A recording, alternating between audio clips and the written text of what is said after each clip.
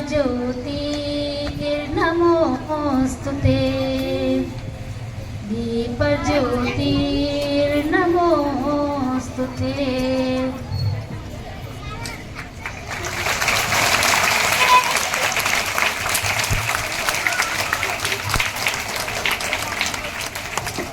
મહેમાન શ્રીઓનો ખૂબ ખૂબ આભાર।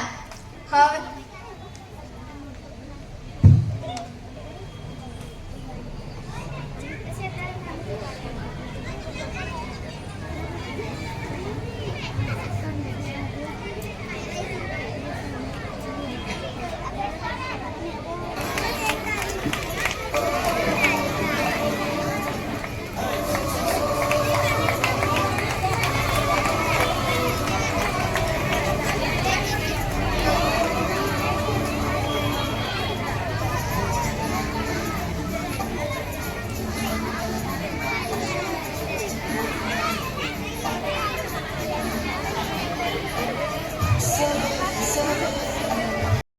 એ આપણું પ્રથમ પગથિયું છે। તો આપ સૌ આ શાળામાં આવ્યા છો, બહુ સરસ રીતે ભણવાનું છે, આપણે બહુ મન લગાવીને ભણવાનું છે, બરાબર ને? બધા ભણે છે? ગૃહ કાર્ય કેટલા કરે છે? કોઈ નથી કરતું? બધા જ કરે છે? સરસ સરસ। જે ના કરતું એ પણ શરૂ કરી દેજો હો। ગૃહ કાર્ય કરવાથી તમને એક મહાવરો થશે અને તમે સરસ રીતે વસ્તુ શીખી શકશો, બરાબર છે? બધાને ટીચર સરસ ભણાવે છે એમ? અચ્છા, તમારે શું બનવું છે બધાને ખબર છે? ચલો એક જણ ઉભા થઈને કે મારે શું બનવું છે, બોલો। શું બેટા શું કહે છે? ડોક્ટર બનવું છે? તારે પણ બનવું છે? સરસ, વેરી ગુડ વેરી ગુડ।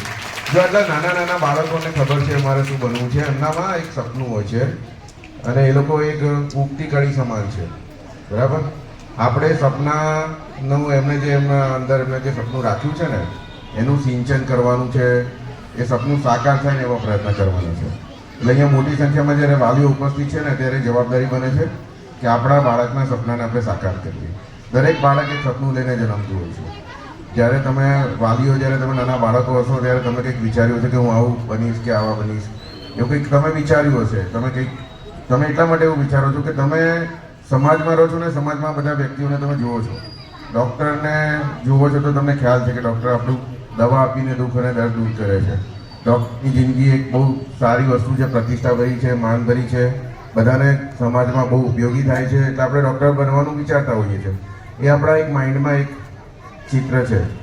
તો દરેકે દરેક બાળક પોતે જ્યારે મોટું થતું હોય ને ત્યારે આવા બધા વસ્તુઓને જોઈ હોય, પરિચય કર્યો હોય એમને, અને સમાજમાં કોઈને કોઈ વ્યક્તિથી પ્રભાવિત થયા હોય। કોઈને ડૉક્ટર બનવું હોય, કોઈને વકીલ બનવું હોય, કોઈને ન્યાયાધીશ બનવું હોય, બરાબર છે? કોઈને સૈનિક બનવું હોય, કોઈને પોલીસમાં જવું હોય, કોઈને એન્જિનિયર બનવું હોય, કોઈને આઈએએસ ઓફિસર બનવું હોય, બરાબર છે? બહુ બધા સપનાઓ લઈને આ બાળકો આવતા હોય છે અને સપનાને સાકાર કરવા માટેની પહેલી કડી અને પહેલું પગથિયું એટલે આપણે એમને સ્કૂલમાં મૂકીએ છીએ અને સ્કૂલમાં એમને સરસ શિક્ષણ મળે એના માટે આપણે સતત દરકાર લઈએ છીએ। આપણી સરકાર જે છે એ બાળકો માટે બહુ સારામાં સારું મટીરિયલ મળે એના માટે સતત ડિઝાઇન કરે છે, સંશોધન કરે છે અને સારામાં સારું મટીરિયલ જે છે એ અહીંયા ઉપલબ્ધ કરાવે છે। દરેકે દરેક શાળા અને દરેકે દરેક ગામમાં એ મટીરિયલને પહોંચાડવામાં આવે છે। આપણા શિક્ષકોને ખાસ પ્રકારની ટ્રેનિંગ આપવામાં આવે છે।